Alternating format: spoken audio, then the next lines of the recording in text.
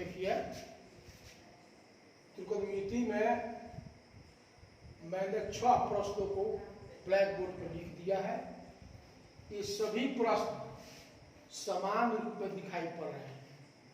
सभी का समाधान एक ही प्रकार से किया जाता है। तो हम देख रहे हैं, पहले प्रश्न पर विचार कर रहे हैं, जिसके अनुसार प्रश्न मेरा है हल सॉल्यूशन। सॉल्यूशन आप जानते ही हैं, समाधान। कैसे ही समाधान होगा, तो पहले प्रश्न का समाधान हम कर दे रहे हैं। इसी के आधार पर ये 6 प्रश्न आपको बन जाएंगे। तो पहला प्रश्न है समाधान 1 का आप दे रहे हैं।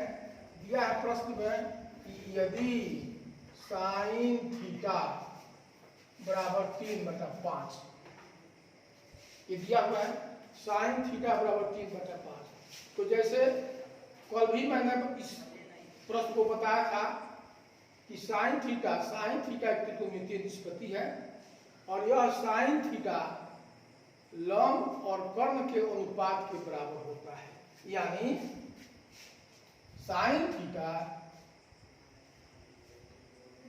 बराबर कहते हैं हम लंब बटा कर्ण। ऐसे लंब बटा कर्ण, लंब बटा कर्ण हो गया। तो लंब, इसको हम समकोण त्रिभुज का एक चित्र बना करके और इसमें हम लंब और कर्ण आधार को अंकित करते हैं। तो यह हमारी APC एक त्रिभुज हो गया, जिसका B कोण 90 डिग्री का हो गया। अब यहाँ पर इसके अनुसार जब लंब AB है, आधार BC है, तो AC कर्ण होगा, यानी H हो गया। AB लंब है, जिसकी अंग्रेजी परपेंडिकुलर होती है, यानी इसको P से सूचित करते हैं, P। यह आधार BC है, जिसका संकेत B दिया जाता है, क्योंकि इसकी अंग्रेजी होती है बेस। तो यहाँ हम अंग्रेजी शब्द के आधार पर ही संकेत दे रहे हैं। इसके अनुसार हम देख रहे हैं कि साइन थीटा बराबर लंब बटा कर्ण। लंब को मैंने P लिखा है और कर्ण को मैंने H लिखा है, तो हो गया P/H। यानी इसको हम ऐसे लिख सकते हैं, यानी P/H बराबर 3/5। ठीक P के सामने 3 पर रहा है और H के सामने 5 पर रहा है। यानी लंब परपेंडिकुलर का मान 3 और कर्ण हाइपोटेन्यूज का मान 5 हो रहा है। हम अंकित कर देते हैं, H का मान 5 और P का मान 3। ऐसे मैंने लिख दिया। अब आपको प्रश्न के आधार पर चित्र से स्पष्ट हो जा रहा है कि हमें लंब का मान 3 और कर्ण का मान 5 दिया हुआ है। तो शेष एक ही भुजा बाकी है। उस भुजा का नाम है BC, जो आधार है, और उसका संकेत दिए हैं B। तो B का मान हमको निकालना बाकी रह गया है। अब यहाँ पर हम पाइथागोरस प्रमेय को लागू करते हैं। यानी पाइथागोरस प्रमेय कहता है कि कर्ण स्क्वायर बराबर लंब स्क्वायर जोड़ आधार स्क्वायर। इसलिए यहाँ लिख सकते हैं हम कि P बराबर 3, H बराबर 5। तो अब हम पाइथागोरस का इस्तेमाल करते हैं। इसलिए B बराबर B का मतलब है बेस बराबर √अंडर कर्ण स्क्वायर घटाओ लंब का स्क्वायर। यानी B बराबर H² - P² होल का वर्गमूल है। तो अभी हम आगे बढ़ रहे हैं। इसलिए B बराबर √अंडर H का मान 5 और P का मान 3 दे रहे हैं, √अंडर H का मान 5 का होल स्क्वायर -3 का होल स्क्वायर। ये हो गया। अब इसका हम वर्ग करते हैं, तो 5 का वर्ग होता है 25 और 3 का वर्ग होता है 9। इसको हम घटाते हैं तो बच जाता है 16। और इसी का रूट आ रहा है, वर्गमूल आ रहा है। तो 16 का वर्गमूल 4 होता है, 4 करके लिख दिया। आपने देखा कि b का मान, इसलिए b = 4 यानी 4, यानी आधार का मान 4 आ गया।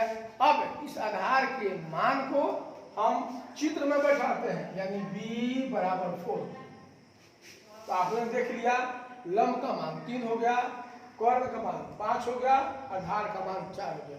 तीनों भुजाएं, समकोण त्रिभुज की तीनों भुजाएं अब ज्ञात हो चुकी है।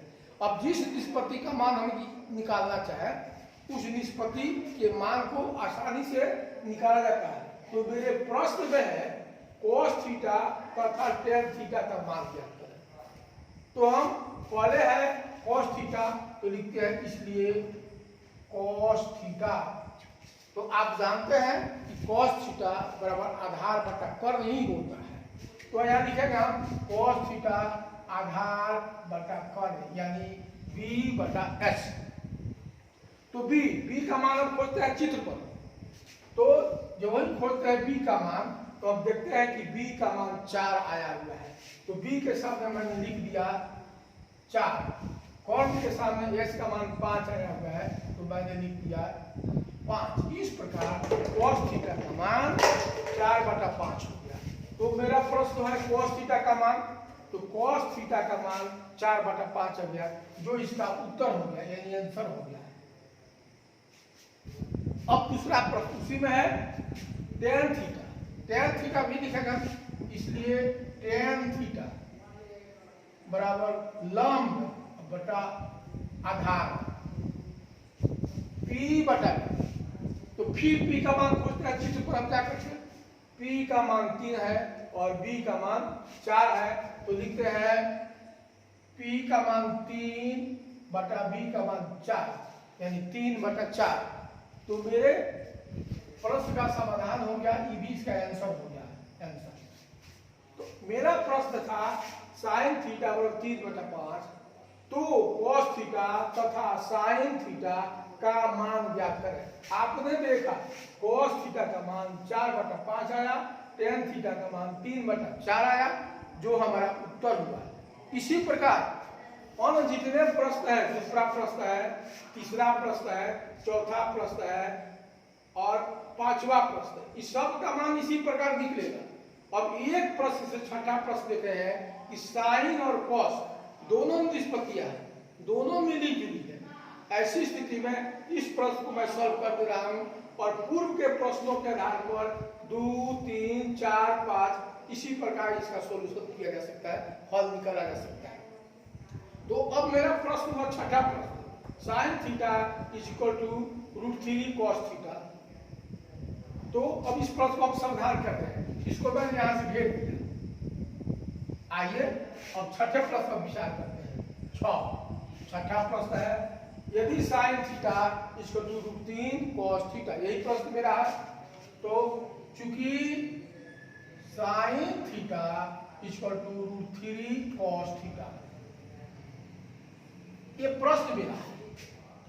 तो आप जानते हैं साइन थीटा √3 cos थीटा, तो cos को हम साइन के फॉर्म में लेकर चला रहे हैं, इसलिए साइन थीटा बटा में cos थीटा बराबर बच गया इधर √3 बटा में 1।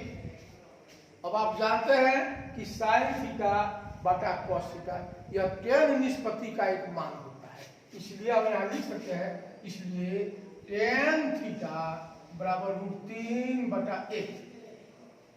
अब आपने देखा tan थीटा का मान √3/1 आ गया। तो यहां पर अब इसको हम समकोण त्रिभुज के तीनों भुजाओं पर इसको प्रतिस्थापित करते हैं। इसके लिए मैं चित्र का सहारा ले रहा हूं। यह मेरा चित्र हो गया, इसका नामकरण हो गया ABC। B कोण समकोण है और यहां पर C कोण को थीटा मान लिया गया। तो tan थीटा √3/1 हो गया। tan थीटा हम जानते हैं कि tan थीटा लंब और आधार दो भुजाओं का अनुपात है, इसलिए इसके बदले में हम लिख सकते हैं tan थीटा के बदले में लिख सकते हैं लॉम्ब बटा में आधार यानी P बटा B। तो P बटा B का मान आ गया √3/1। आप देख रहे हैं P के ठीक सामने अंश में √3 है और B के ठीक सामने हर में 1 है, यानी P का मान √3 हो गया और B का मान 1 हो गया। इसलिए P बराबर √3 B बराबर 1। अब इन मानों को हम जो समकोण त्रिभुज बनाए हैं उस पर प्रतिस्थापित करते हैं, तो P का मान आ गया है √3 और B का मान आ गया है 1। अब स्पष्ट है, चित्र से स्पष्ट है कि P का मान √3 और B का मान 1, यानी लंब का मान 3 और आधार का मान 1 है। यहाँ पर सामने दिखाई पड़ रहा है कि अब कर्ण है AC का मान अज्ञात है, यानी इसी को हमको ज्ञात कर लेना है। जो वही AC का मान हम ज्ञात करेंगे तो वही तीनों भुजाएं ज्ञात हमें हो जाएगी। इसलिए यहाँ पर कर्ण, तो पाइथागोरस का यहाँ पर फिर इस्तेमाल करते हैं, तो कर्ण बराबर होता है √अंडर लंब स्क्वायर प्लस आधार स्क्वायर। फिर मान को प्रतिस्थापित करते हैं, तो P का मान √3 है तो √3 का स्क्वायर प्लस B का मान 1 है तो 1 का स्क्वायर कर दिया और सभी का वर्गमूल। तो आप देखिए √3 का वर्ग किया जाता है तो 3 होता है और 1 का वर्ग 1 होता है, यानी हो गया √4। आपने देखा कि h का मान √4 हो गया, जिसका वर्गमूल लिया जाता है तो वह 2 होता है, = 2। आपने देखा कि h का मान 2 आ गया। अब यह कर्ण का मान हो गया, तो कर्ण के मान को हम चित्र पर प्रतिस्थापित करते हैं। तो अब हमें यहाँ देखिए चित्र में लंब, कर्ण, आधार तीनों भुजाएं मालूम हो गई, तो अब हम किसी भी निष्पत्ति का मान निकाल सकते हैं। तो मेरा प्रश्न है sin थीटा √3 cos थीटा, तो sin थीटा और cos थीटा का मान निकालें। तो अब हम sin लिखते हैं, sin का मान निकालते हैं, तो यहीं पर निकाल दे रहे हैं, जगह का अभाव हो गया, इसलिए sin थीटा बराबर लंब बटा कर्ण, जिसका लंब का मान है √3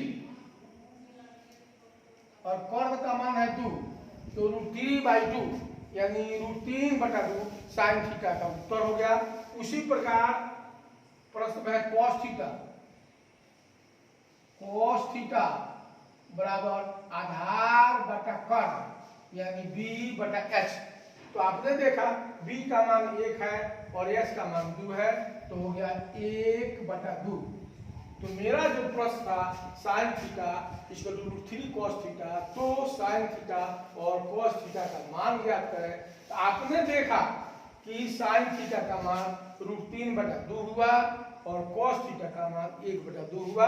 यही मेरा उत्तर हो गया, ये मेरा उत्तर हो गया, इसको हम आंसर कहेंगे। अब इसको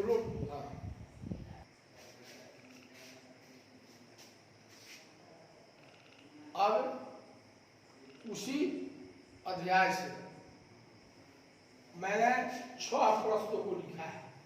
ये सभी प्रश्न देखने में भिन्न प्रकार के लग रहे हैं, लेकिन ये सभी प्रश्न भिन्न है नहीं, सभी को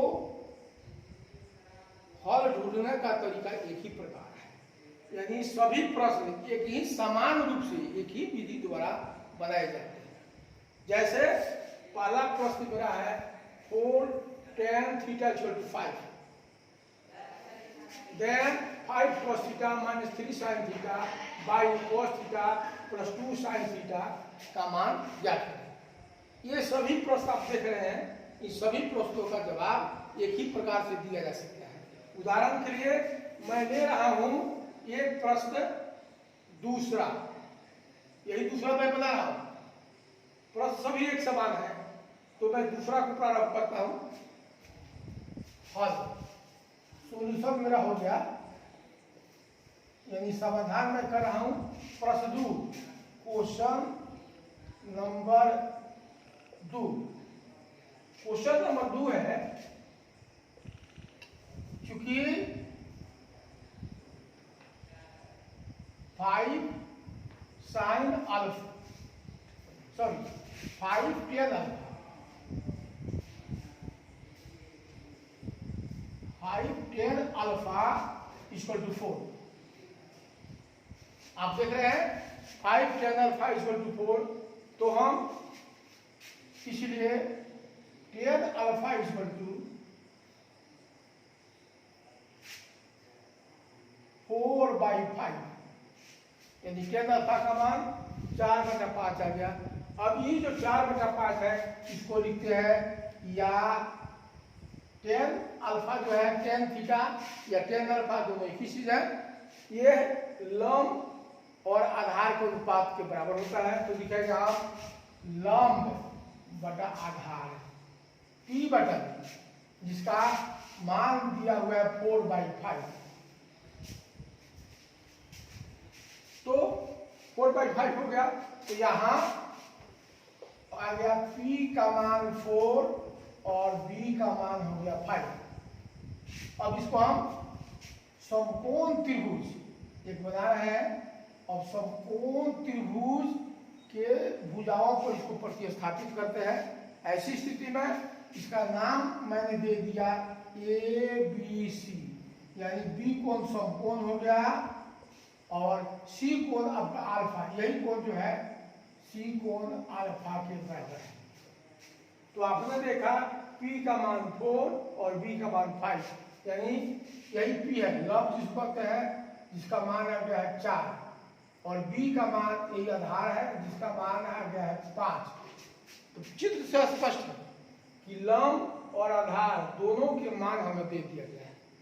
तो अब चित्र से ही पता चल रहा है कि AC कर्ण है जिसका मान हमें अज्ञात है, यानी यही H कर्ण का मान अज्ञात है। तो ये मान हमको जब निकाल लेंगे तो तीनों भुजाओं का मान हमें ज्ञात हो जाएगा। तो जिस निष्पत्ति का मान निकालना चाहेंगे उसका मान आसानी से निकाल लेंगे। तो यहाँ लिखते हैं हम पाइथागोरस प्रमेय का इस्तेमाल करते हैं।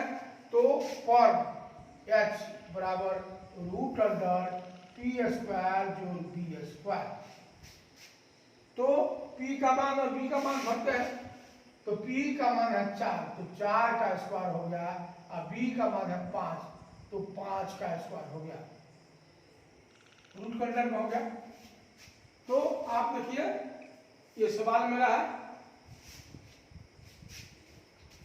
अब इसको हल करते हैं, तो ये हो गया 16 और ये हो गया 25, दोनों को जोड़ देते हैं। 16 25 हो गया 4 41, तो कर्ण का मान हो गया 41 रूट के अंदर में। तो यहाँ कर्ण का मान लिख दिया मैंने √41 41 लिख दिया। अब हमें तीनों भुजाओं का मान मालूम हो गया, लंब, आधार और कर्ण। जो लंब, आधार और कर्ण तीनों भुजाओं के मान ज्ञात हो गए, तब हम प्रश्न पर विचार करते हैं। मुझे निकालना है 5 sin theta minus 3 cos theta. तो क्यों नहीं हम साइन अल्फा और कॉस अल्फा का मान ही पहले निकाल रहे हैं।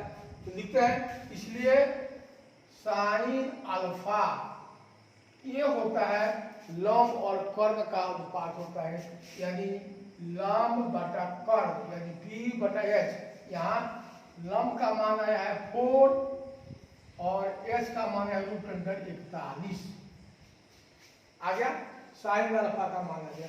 फिर उसी प्रकार कॉस अल्फा दिया हुआ है, तो कॉस अल्फा का मान निकालते हैं। कॉस अल्फा इक्वल टू आधार बटा कर्ण, यानी B बटा H। आपने देखा B का मान है 5, तो यहाँ हो गया 5, और H का मान √41 हो गया √41। अब हमें दो निष्पत्तियां थी, उन लोग के मान तो ज्ञात हो गए। अब इसी मान को लेकर के हम प्रश्न में प्रतिस्थापित करेंगे। तो देखिए, इसलिए मेरा प्रश्न है 5 sine alpha minus 3 cos alpha, और उसके बटा में है 5 sine alpha alpha plus 2 cos alpha, 2 cos alpha. अब मान चुकर प्रतिस्थापित कर देना है। चलिए मैं मान भरना प्रारंभ किया। 5 इंटू साइन अल्फा का मान देखिए 4/√41, यानी हो गया 4/√41। ये हो गया 5 साइन अल्फा का मान, माइनस तो माइनस हो गया आपका 3 कॉस अल्फा का मान 5/√41। ये हो तो भर दिया गया मान। अब आइए हम हर में विचार करते हैं, बटा 5, फिर वही मान भर देते हैं साइन अल्फा का मान 4/√41 प्लस 2 इंटू कॉस अल्फा का मान 5/√41। इतना आ गया। अब हम देख रहे हैं कि गुणा कर रहे हैं, तो गुणा कर दिया, तो 5 पे 4 से गुणा किया तो हो गया 20 बटा √41 माइनस 15/√41। आ गया ऊपर का मान, नीचे आइए 20/√41 हो गया। 20/√41 प्लस 5 दूनी 10 हो गया, 10/√41। आइए अब यहाँ पर लघुत्तम लेना प्रारंभ करते हैं। तो लघुत्तम हो गया √41। अंश में विचार कर रहे हैं तो ऊपर हो जाएगा भाग में लघुत्तम की आप जानते ही हैं, √41/√41 से भाग देकर भागफल आएगा 1।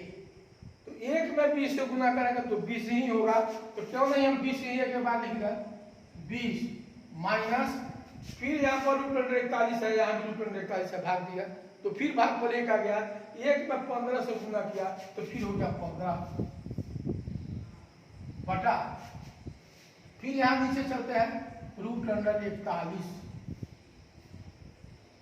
आइए देखिए, फिर ये कटेगा √41 लघुत्तम हो गया, इसे भाग दिया तो भागफल आएगा 1 पे 20 से गुना करें तो 20 ही आएगा। यहाँ हो गया 20 प्लस, आइए वहां पर फिर वही बात, √41 से भाग दिया, √41 से भागफल हो गया 1 में 10 से गुना किया तो 10 हो गया प्लस 10। आप देखिए ये हो गया ऐसे। तो यहाँ आप इसको जब हम उलटते हैं और घटाते हैं तो 20 में से 15 घटता है तो हो जाता है 5 बटा √41। इसको उलट दिया, मैंने गुना किया तो ये हो गया √41 बटा 20 जोड़ हो गया 30। अब ये √41 कैंसिल हो गया, दोनों कैंसिल हो गया, ये कैंसिल हो गया, ऐसे काट देंगे। अब बच रहा है 5/13। आइए बराबर हो गया 5/30। अब ये 5 और 30 है तो 5 का ही गुणक है 30, तो इसको कटाते हैं 5 से तो 5 एकम 5 और 5 छका 30। आपने देखा अंक में आया 1/6। यहां देखें प्रश्न में था सिद्ध करना था 1/6, तो बाद बाया पक्ष लेकर के यहां से चला तो दाहिना पक्ष लाना था 1/6, तो मेरा समाधान हो गया 1/6 आंसर आ गया, इसलिए आप प्रमाणित हो गया। इसी के आधार पर शेष जितने प्रश्न है, ये जितने प्रश्न है 6 प्रश्न है, सभी प्रश्नों का हल इसी प्रकार किया जा सकता है और यही इसका सबसे बेहतर से बेहतर और आसान तरीका है। इसलिए आप इसे देखें और इसे कुछ सीखें और अच्छा हो, अच्छा लगेगा ही। आप ज्ञान अर्जन कर रहे हैं तो ज्ञान को हासिल करें और इस चैनल को सब्सक्राइब भी करें। धन्यवाद।